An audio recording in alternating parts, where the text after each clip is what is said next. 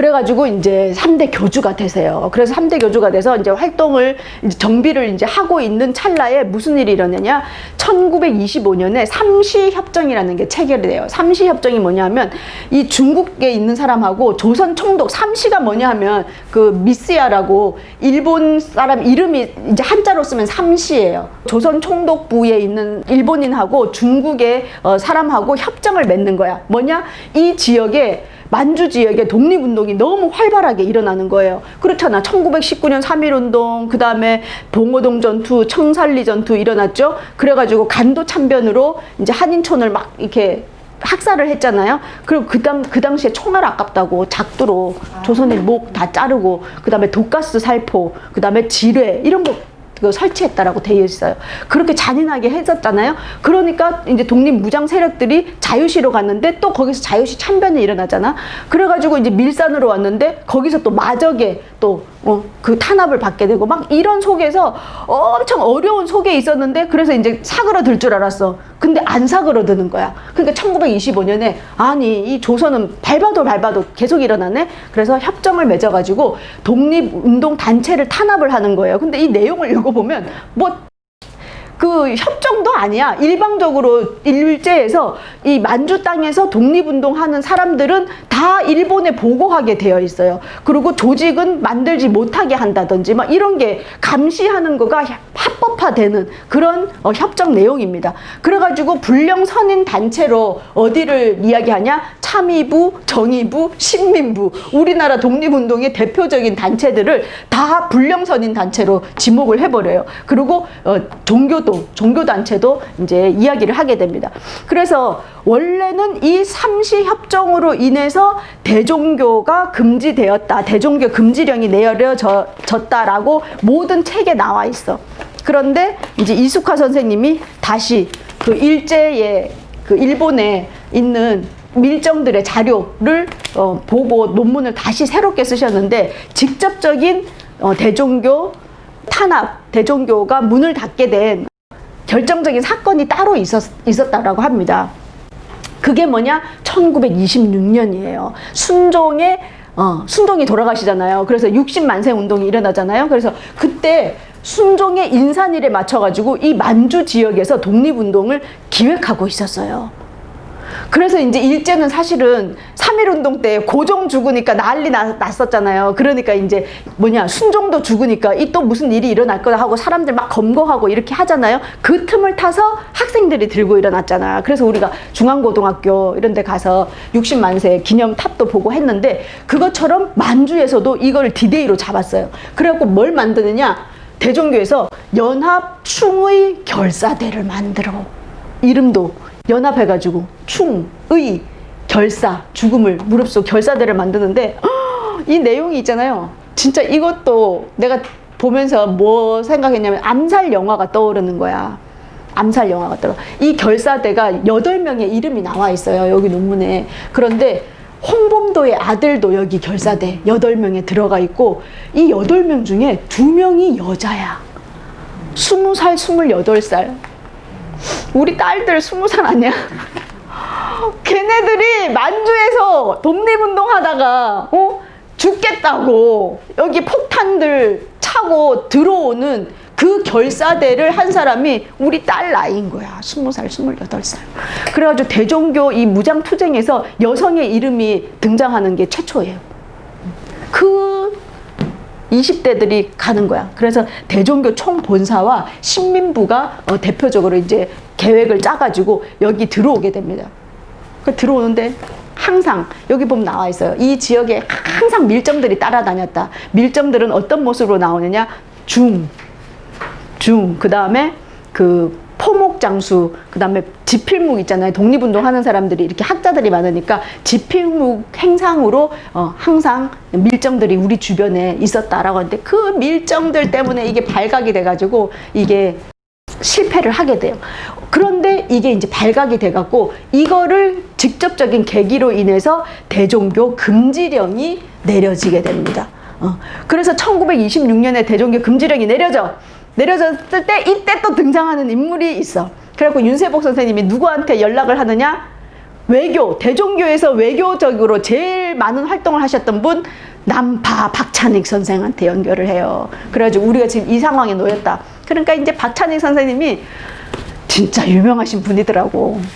조성환과 박찬익이 발벗고 나서는 거예요. 그런데 특히 이 박찬익 선생님은 이시영 있죠. 이회영, 이시영. 이 이시영과 인맥이 있었어. 그래갖고 이시영 선생을 찾아가. 근데 또 이시영 선생은 또 누구랑 인맥이 있어요? 원세계, 위안스카이랑 알고 있었잖아요. 그래가지고 처음에 신흥무관학교 설립하러 서간도 갔을 때도 중국 땅 사람, 중국에서 사람들이 막 박대하니까 이회영하고 이시영이 원세계를 찾아가잖아요. 그래가지고 그 지역에서 정착할 수 있도록 도와줬듯이 이 이시영이 다시 원세계를 만나게 됩니다. 그래서 협상을 했는데 협상이 잘 안 됐어. 그러니까 그러면 이번에는 이 동만주 지역에 직접적으로 연이 있는 사람을 찾아가야 되겠다. 그랬는데 옛날에 신규식, 이때는 신규식은 이미 22년도에 돌아가셨기 때문에 없었지만 신규식하고 엄청 친했던 사람이 공패성이라는 중국인이 있어. 그 사람을 찾아가요.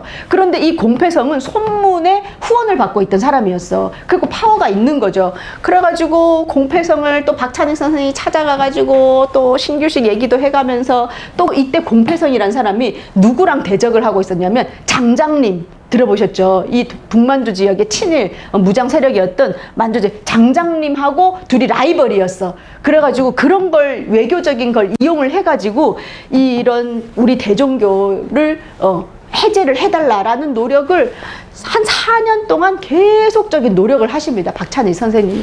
1931년 초에 드디어 해제를 하게 돼요. 해제를 하게 되는데 너무 기뻤어, 윤세복 선생이. 근데 바로 뭐가 일어나? 만주사변이 일어나면서 그동안 이 노력을 했던 게 수포로 돌아가게 돼요. 그런데 이제 이 대종교 금지령이 내려져 있기 때문에 대종교의 대자도 얘기하면 잡혀가는 거야. 그래가지고 어떻게 하냐면 더 깊숙이 밀사년 당벽진으로 28년에 이주를 하시게 되면서 여기에서 이제 현상 유지 정책을 쓰는 거예요. 원래 종교라는 건 일주일마다 모여가지고 뭘 해야 되잖아요. 근데 그것도 안 해. 이때는 그것도 안 하고 큰 행사 같은 것만 이제 행하고, 그다음에 교리 연구, 그다음에 이때 거의 수도 생활을 중심으로 하시게 됩니다. 그러면서도 이제 대응학교라는 학교를 만드셔가지고 이제 교육은 지속적으로 하지만 드러내놓고 활동을 못하는 그 6년 정도의 시간을 보내시게 됩니다. 여기서 잠깐 대종교 금지령이 내려지면서 아주 어려운 상황에 놓이게 되면서 이제 밀사년 당벽진으로 더 들어가잖아요. 근데 이때 들어가지 않고 끝까지 우리는 여기에서 항전하겠다라고 해서 이 연고탑이라는 이 지역에서 잔류했던 무장 세력들이 있어요. 대표적인 사람이 김좌진과 정신이라는 분입니다. 그래서 이 김좌진도 대종교의 신자였다 그랬잖아요. 그래서 김좌진 장군은 항상 그 연성소, 그 군사 훈련하는 장소에는 기도실을 만들어 놓고 아침 저녁으로는 도를 행했다라고 나와 있는데, 그렇게 이 무장 세력들은 남아가지고 뭘 만드냐면 1929년에 한족 총연합회를 결성을 하게 돼요. 왜냐하면 이제 막 그 대종교가 이 지역에서 중심적인 독립운동을 하던 단체였는데 여러 가지 사건들에 의해 가지고 이제 탄압을 받게 되니까 힘이 약해지면 반드시 분열이 일어나게 되는 거예요. 그러니까 분열이 일어나는가, 이거를 한족 총연합회를 결성을 해서 같이 이제 힘을 모으게 되거든요. 그때 이 신민부가 대종교에서 만든 거거든요. 그래서 신민부의 군정파, 신민부의 군부들하고 이 제만조선 무정부주의자 연맹하고 같이 연합을 하게 됩니다. 그런데 이때 이 김종진이라는 사람이 신민부 군정파의 대표자였거든요. 이 김종진은 누구냐? 김좌진의 사촌 동생이야. 그래가지고 이분이 이제 신민부의 대표. 그리고 이 당시에 또 1928년 막 그때 대종교의 독립운동을 가장 힘들게 했던 게 뭐냐면 이 지역에 공산주의가 들어온 거예요. 그래서 공산주의가 들어오면서 이게 이제 분열이 막 일어나기 시작하는데, 그때 무정부주의자 연맹이 있었어요. 대표적인 사람이 단주유림. 우리 단주유림은 어디서 만나냐면 강북 순례길 강북구에 우리가 4.19 묘역 가고, 그다음에 이준열사 그 묘소에 갔을 때 거기에 일대에 우리 애국지사 묘역에 보면 단주유림 묘가 있어요. 너무 잘생긴 코스염 이렇게 돼 있는 그분 단주유림. 근데 이분이 아나키스트, 그러니까 무정부주의자 연맹, 세계 무정부주의자 연맹 회의 같은 거 하면 우리 대표로 항상 가시는 분이에요. 그래서 세계적인 아나키스트, 대표적인 아나키스트가 유림 선생이에요. 그래서 이 단주 유림이 이때 대만조선 무정부주의자 연맹에서 같이 이 연합회를 결성하는데 앞장서시게 됩니다. 그리고 이러한 연합회를 결성하는데 사실은 제일 힘을 보태신 분이 누구야? 이회영이에요. 근데 사실 이때 둘은 같이 연합하기가 너무 힘들었어. 왜냐하면 신민부는 뭐예요? 대종교가 뿌리였고 대종교는 민족주의자잖아요. 단군 이런 게 민족주의잖아. 근데 무정부주의자는 뭐야? 그런 거는 그런 것보다도 개개인이 다 성통공헌하고 인간이 완성이 되면 이러한 체계가 필요 없다. 국가 체계나 이런 민족적인 그런 체계가 필요 없는 거기 때문에 둘이 사실은 연합이 아주 힘든 상황이었어요. 그런데 이 신민부는 어쨌든 너무 이제 민족주의적이고 그다음에 너무 다들 나이가 많은 사람들이 줄을 이루고 있었어요. 그래서 좀 젊은 피가 필요했어. 그런데 여기는 좀 젊은 피가 있는 거야. 그런데 또 마찬가지로 이 무정부주의자 연맹자들은 뭐냐 하면 자기들은 이 지역에 이 만주 지역에 기반이 없는 거예요. 신안촌에 기반이 없어. 그런데 대종교 여기에 활동했던 사람들은 옛날부터 1910년대부터 여기 와서 신안촌에서 많은 활동들을 했기 때문에 기반이 있는 거예요. 그래서 서로가 필요가 있었던 거야. 그리고 이러한 분들의 이회영이라든지 이런 분들의 노력에 의해 가지고 이게 연합회를 결성하게 됩니다. 그런데 문제는 뭐냐? 연합회 결성해서 뭐 좀 하려고 했는데 여기에서 공산주의 세력들이 들어와가지고 이 내부 분열을 일으켜요. 뭐든지 이 내부 분열이 가장 무서워. 내부 분열을 일으키면서 서로 신민부, 이 공산주의자들 들어와서 신민부에 대해서 안 좋은 얘기를 퍼뜨리는 거야, 신안촌에. 그러니까 이제 신안촌이라는 게 사실은 이런 독립운동을 하려면 경제적인 그런 기반들이 있어야 되는데 그 기반을 해주던 이 백성들이 이반을 하기 시작하는 거야. 그러니까 너무 힘들어졌어. 그러다가 공산주의 세력이 결국에는 어떻게 하냐? 김좌진을 암살을 해요. 1930년에 김좌진 암살, 그 다음에 여기 정신 저분도 1930년에 암살을 당하게 됩니다. 그리고는 이 김좌진의 사촌 동생인 신민부를 이끌었던 김종진도 암살을 당해. 그리고 이 이을규라는 사람, 이 무정부주의자 연맹에 의해서 이제 활동했던 이을규라는 사람은 일경에 의해서 체포가 돼요. 이렇게 되면서 여기에서 사실은 남아서 잔류했던 사람 중에 우리가 알고 있는 사람은 이범석 있죠. 철기 이범석. 그래서 그분은 해방이 되고 완전 반공주의자잖아요. 이때 같이 활동했던 사람들 다 암살한 사람들이 공산주의 세력이다 그래갖고 공산주의의 공짜만 나오도 이를 가는 거야. 그래서 해방돼가지고 공산주의랑 이렇게 대적을 이제 하시게 되는 거죠. 이런 그게 있어요. 그런데 이제 1931년에 만주사변이 일어나면서 이때 다 그 위에 있던 사람들은 이렇게 다 암살돼서 제거돼서 없어져. 그런데 그럼에도 불구하고 대종교 계열의 무장 투쟁을 했던 그 밑에 사람들이 남아서 만든 게 한국독립단이라는 결성해가지고 1933년까지 동영현선 전투까지 끊임없이 일제와 전투를 합니다. 무장 세력이. 그런데 결국에는 이 동영형성 전투를 마지막으로 대종교의 무장 투쟁, 그리고 이 지역 만주 지역의 우리나라 독립운동에 있어서 무장 투쟁은 거의 마감이 되게 돼요. 그래서 나머지들은 어디로 가냐? 이범석 같은 경우는 이제 중국 본토로 들어가게 되고, 또 일부는 대종교 윤세복과 함께 만주에서 허가를 얻어서 대종교 아예 종교 쪽으로 빠지게 되고, 이렇게 해서 이 지역에서의 무장투쟁은 이제 마무리가 되는 거죠. 그러고는 나중에는 이제 32년에 뭐 윤봉길 의사 항일 있고 그런 쪽으로 넘어가게 됩니다. 그러면서 그 이후에는 여기서 무장투쟁을 많이 못하게 되는 거죠. 그런데 이제 32년에 만주국이 건국이 됐어. 그래서 이제 윤세복 선생은 어떻게 했느냐? 이 지역에서 포교 활동을 지속적으로 하게 돼요. 마을 포교로 돌아서시면서. 그러고는 남아있던 그 잔존 세력이라고 하는 사람들이 안희제가 발해 농장을 설립을 하게 돼요. 저희가 발해 농장 갔다 왔잖아, 작년에. 지금 이렇게 생겼어요. 최근의 사진이에요. 이렇게. 근데 옛날에도 그 사진에 보면 요게 있어. 그리고 이 지역에 어마어마한 이런 수로 같은 걸 만들어가지고 여기서 농장을 설립해서 우리 한인들이 다시 살 수 있도록 해주고 다시 독립운동을 할 수 있는 기반을 마련하기 위해서 애쓰시게 됩니다. 그러고는 이제 1934년에는 이 윤세복 선생이 그때 이제 결심을 해요. 두 개의 갈림길이 있었어. 하나는 탄압이 너무 심하니까 아예 그냥 지하 운동이라 그래야 되나? 산속으로 들어가서 끝까지 일본에 저항하면서 할 것이냐, 또 하나는 합법적인 그 범위 내에서 할 것이냐, 그 두 개의 갈림길에 놓여 있어요. 그런데 앞에서 봤듯이 이쪽 지역에서 무장 항쟁도 더 이상 할 수 없고 이 공산주의 세력과의 무장 투쟁에서 다 소멸이 돼버리잖아요. 그렇게 되면서 이분이 윤세복 선생이 뭘 선택하냐면 합법화를 선택을 하게 돼요. 그래가지고 하얼빈에 있는 조선 총독부 그 사람을 찾아가요.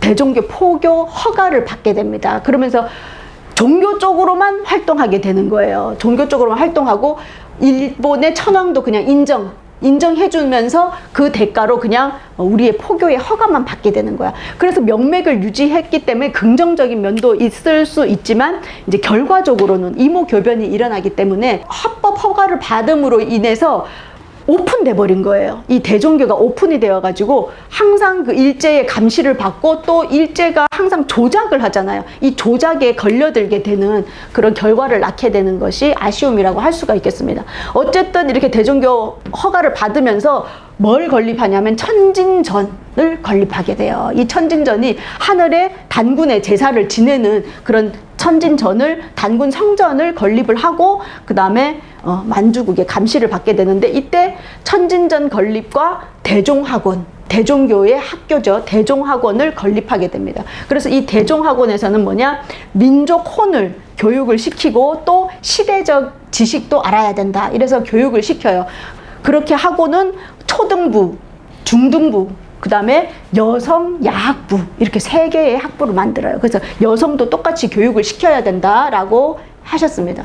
그리고는 1939년에는 이것도 마찬가지로 안희재 선생의 돈을 또 끌어다가 대종교 교적 간행회, 종교 쪽으로 돌아섰으니까 이때 대종교의 경전 이런 걸 이제 물론 김교훈 선생님도 앞에 많이 하셨지만 이때 또 본격적으로 간행회를 설립해가지고 3.1 신고라든지 이러한 것들을 간행을 하게 됩니다. 그래서 이제 더 체계화, 김교훈 때 그 교리를 체계화했던 것을 이제 책을 간행하면서 대중화, 많은 사람들에게 펼치게 되는 거죠. 근데 이때 이제 뭐예요? 이금노 선생이 독일에서 유학 다 하고 쭉 돌다가 이제 오셔가지고는 이 윤세복 선생을 찾아가서 만나잖아요. 다시 만나가지고는 그 대종교 활동을 하려면 어느 종교나 노래가 필요하다. 그래가지고 한얼 노래라는 거를 이제 만들게 됩니다. 그래서 여기서 27편인가를 이금노 선생님이 가사를 쓰시잖아요. 그리고 대부분의 노래 작곡은 누가 했어? 최동선이 했어요.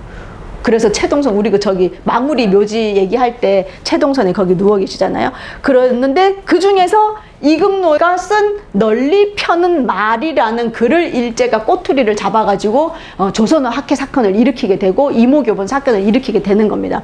그래가지고 이제 1942년에 일제는 이제 뭐 태평양 전쟁도 이제 일으키고 이래가지고 완전 이제 막 전쟁을 일으키려고 하는데 밟아도 뿌리 뽑혀지지 않는 유일한 단체 누구야? 대종교야. 그래가지고 이 대종교 탄압을 위해 가지고 계속 노리고 있다가 함흥 지방에 여학생을 빌미로 해가지고 조선어를 누가 가르쳤냐? 선생님이 가르쳤다. 선생님은 또 어디 소속이냐? 조선어 학회 소속이고 말모의를 하고 있더라. 그래가지고 이제 조선어 학회를 들이닥쳐서 이금노의 책상을 뒤졌더니 널리 펴는 말이라는 글이 있어. 그 보니까 윤세복한테 보내는 편지야. 그래서 보는데 제일 마지막에 우리가 기운 없이 이러고 있지 말고 일어나서 다시 부흥하자라는 그런 글을 썼는데 그걸 조작을 하잖아요. 투쟁하라, 봉기하라로 바꿔서 조선어 학회 사건을 일으키게 됩니다. 그래서 33명의 학자들을 잡아갔고 그 다음에 2달 후에 이모교변이라는 걸 또 일으켜요. 대종교의 간부들을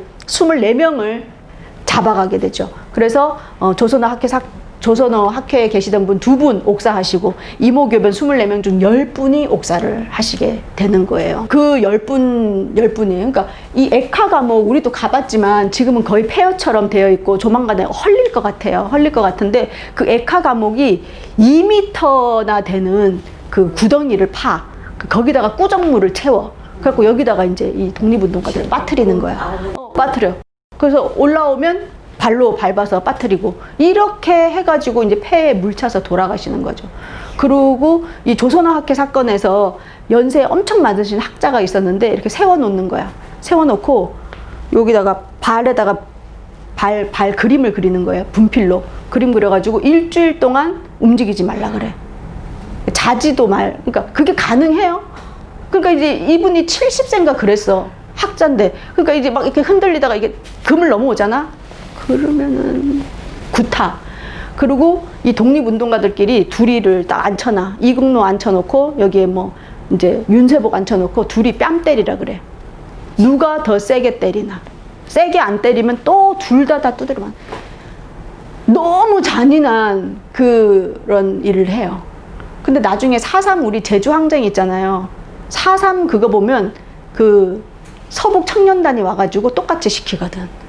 제주도 사람들 잡아갈 때 할아버지랑 손자를 데려가다가 손자 보고 할아버지 뺨 때리라 그래. 살살 때리면 다 때리는 거야.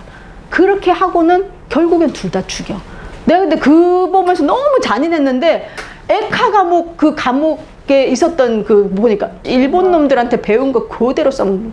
내가 그래서 너무 열받아가지고 그 이분들이 너무 잔인하게 돌아가시게 됩니다. 그래서 안희재 선생 그 돈 많으신 분 이때 돌아가세요.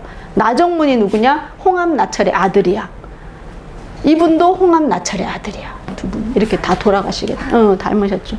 권상익, 강철구, 그 다음에 이정 이런 분들 해가지고 10분이 돌아가시는데 너무 잔인하게 했기 때문에 이 옥사한 수감자를 몰래 옮기는 액화 감옥 지하 비밀 통로가 최근에 발굴됐어요.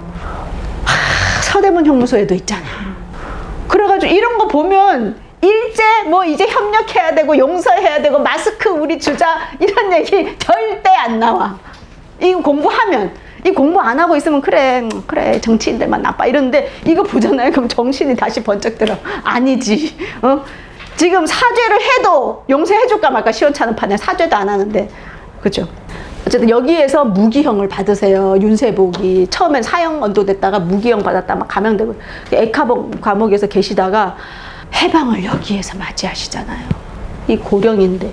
그래서 해방을 맞이하게 되시면서 석방이 되는데 이때 석방 하자마자 8월 달에 한글 강습회를 개최해. 어쩌면 좋니? 네?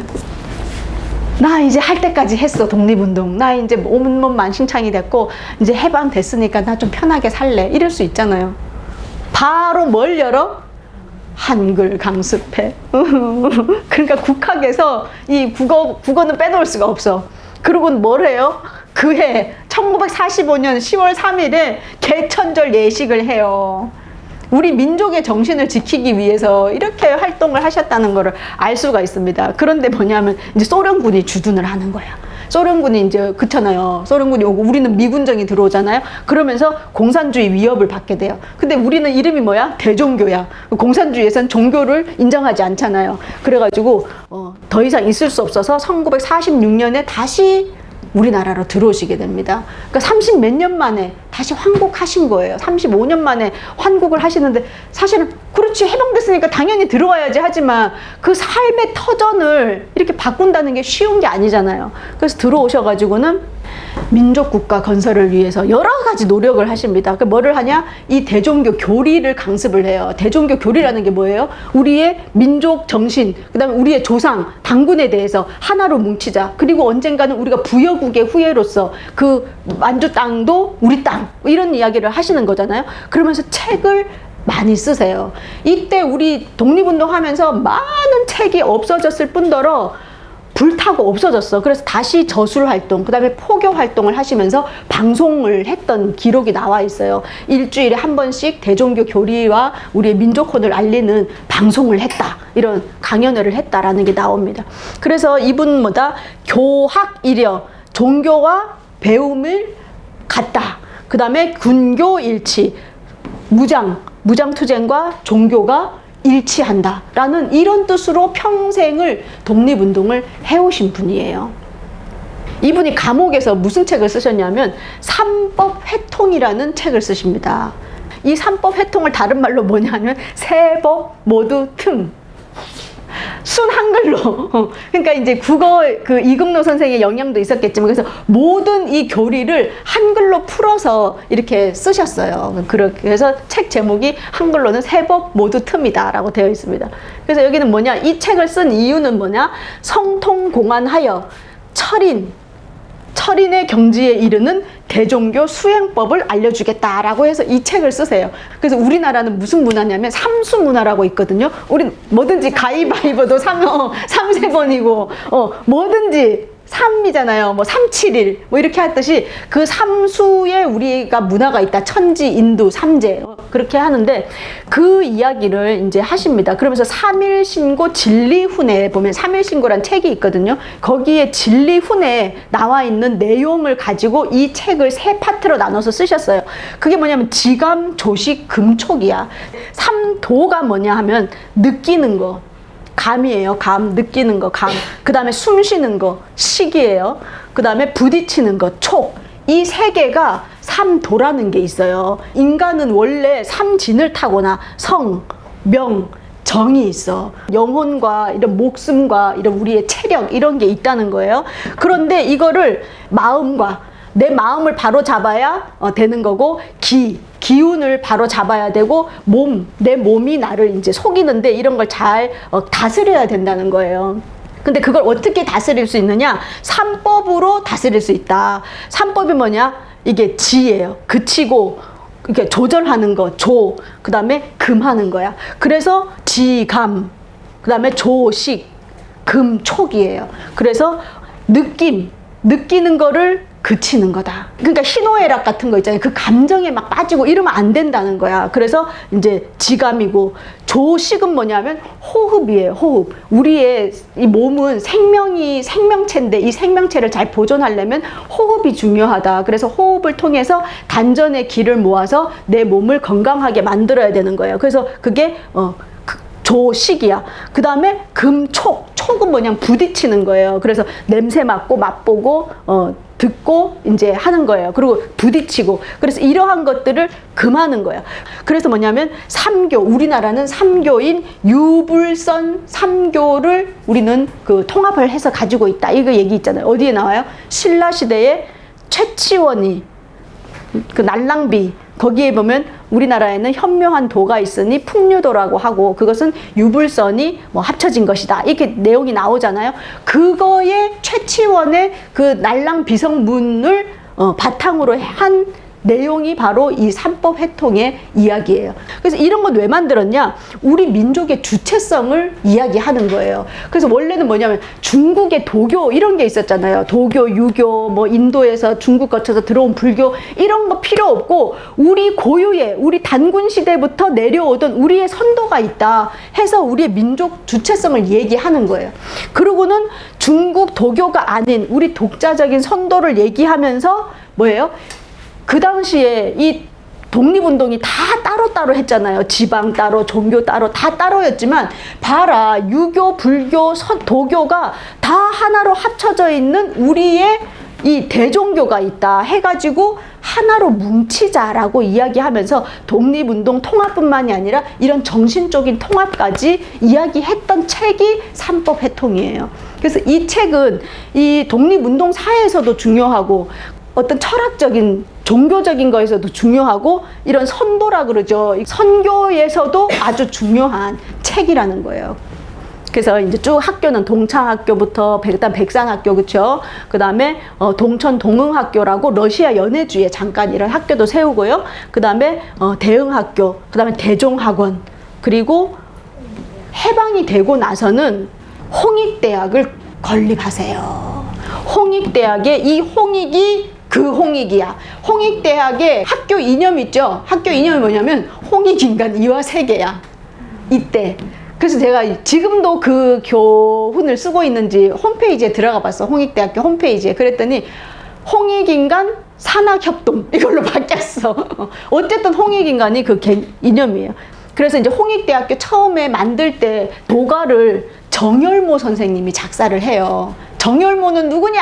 정열모도 우리가 또 해야 돼. 정열모는 우리 조남호 교수님이 이제 발굴해서 글을 써놓으셨는데 뭐냐면 주시경의 제자예요. 그리고 1922년에 대종교에 들어가셔가지고 1950년까지 계속 대종교, 시교, 교사 뭐 이렇게 쭉 해가지고 대종교 교단에서 활동하신 분이세요. 그리고 맞춤법 통일안 있잖아요. 맞춤법 통일안 할 때도 이거 위원이셨어. 그러니까 우리나라 한글과 대종교의 역사, 우리의 국학의 역사에 있어서 빼놓을 수 없는 사람이 정열모야. 이분이야. 여기 이금로 바로 옆에 줄 서셨잖아요. 이거는 무슨 사진이냐면 대종교 총본사 환국기념 1946년에 환국해가지고 기념사진. 요 가운데가 윤세복, 그 다음에 이시영, 그 다음에 조성환, 황학수, 조한구 이런 분들, 그리고 이금노, 정영모, 그 다음에 이흥수. 이분이 또 부자, 엄청난 부자여가지고 이분이 돈을 다 대. 그래갖고 홍익대학을 만들어요. 그리고 정열모 이분이 이제 총장도 하시고 이런 활동을 하시거든요. 그래가지고 교가 보면 게임 끝나지 뭐. 백두산으로 시작해. 백두산 앞뒤들에 퍼진 결은 5천년 뿌리 박은 깨끗한 핏줄. 불합문화 아름다우니 이상은 홍익인간 그 아니 큰가. 나라에 늘고 주름 때로 다르나 사람의 굳센 뜻은 한길 같으니 삼천리 좁은 땅에 좁게 살아도 포부는 이와 세계. 여봐라 홍익대학 씩씩한 학도 얼마나 큰가. 오로지 자유로운 학문 연구를 인류의 행복 증진을 꾀한다. 이제 딱 이제 해방돼가지고 겨우 우리나라 만들었는데 교가를 보세요. 교가가 뭐야? 이제 우리 좀 잘 살자 이게 아니야. 인류의 행복 증진 홍익인간이죠. 이렇게 학교를 잘 만들어 놓으셨는데 김구 선생님이 암살당하잖아요. 그래서 이 운구 행렬을 누가 하냐? 홍익대학교 학생들이 운구 행렬을 하게 됩니다. 그렇게 하면서 이 사진이 말하는 바는 뭐다? 우리 민족 세력의 몰락이에요. 김구 선생님의 암살과 함께 이승만의 그 배후, 그 다음에 미군정이 들어오게 되면서 우리나라 국회가 처음 개원을 해가지고 1회 국회에서 국회 시작을 뭐로 시작한 줄 아세요? 주 하나님께 기도로 시작해요. 이승만이가.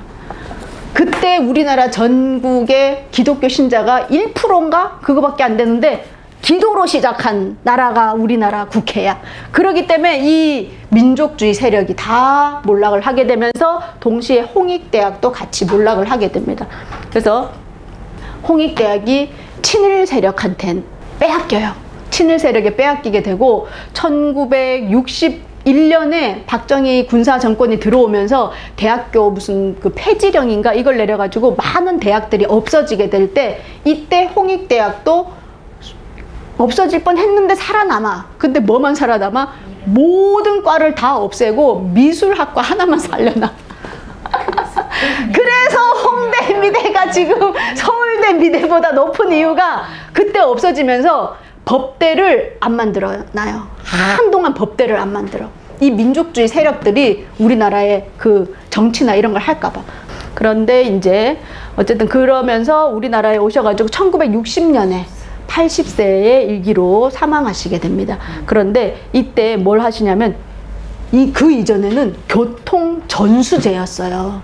이런 거예요. 나철이 딱 돌아가시면서 김교헌에게 내 도통을 넘겨주니라. 그러면 또 이제 김교헌 선생이 딱 돌아가시면서 누구에게 눌려주는 이렇게 도통을 전수해 주는 거야. 나의 도가 통했다 해서 딱 정해주는 거였는데 이때 처음으로 선거를 통해서 총전교 선임제를 하게 되는 거예요. 그렇고 왜냐면 이제 민주적인 그런 방식으로 해야 된다. 근대적인 방식으로 하자라고 해가지고 요걸로 바뀌게 돼요. 근데 그 이후에 잘 안 됐어요.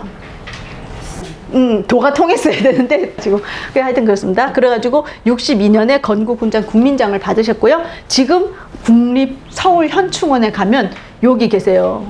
이거를 공부하면서 정말 진정한 해방이 아직 되지 않았구나. 내가 그 생각을 하게 됐어요. 친일 자본, 친일 언론, 친일했던 그 후손들이 지금 언론이나 이런 걸 하고 있고, 또 소녀상, 전 세계에 있는 소녀상을 없애기 위해서 막 애쓴다든지, 이런 그 일본의 군국주의가 부활한다든지, 이런 거를 봤을 때는 우리의 민족혼을 지금 다시 깨우지 않으면 안 될 때다.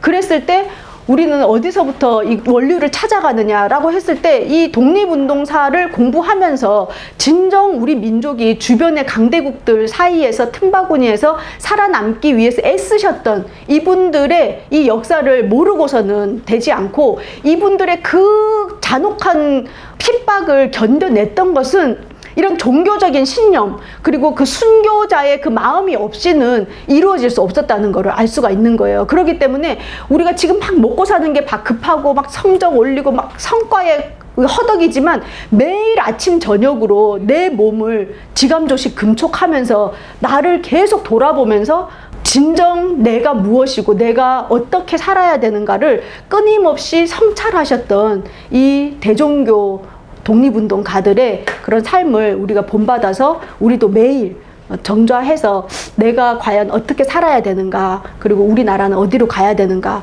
라는 거를 끊임없이 이렇게 되새김질을 하는 그런 과정에 오늘 이 윤세복 선생님의 삶이 좀 도움이 됐기를 바라면서 마치도록 하겠습니다. 감사합니다.